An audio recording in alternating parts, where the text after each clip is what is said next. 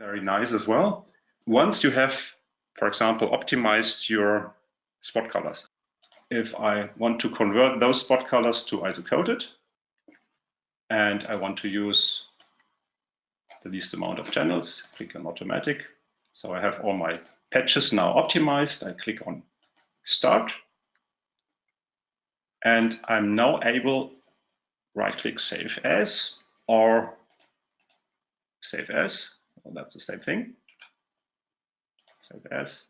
A new feature that we've added in ColorAnt 5 is the Adobe Swatch Exchange format that we are supporting, alongside the other formats like Photoshop palettes that we had in former versions and CXF and named color ICC profiles and so on. We have support now for the Adobe Swatch Exchange format.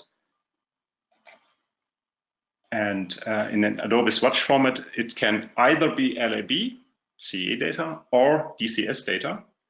And this way I can select which of the two I want. For example, if I have, in this example, I converted my spot colors to be best for ISO-coated. So I want to have the DCS data.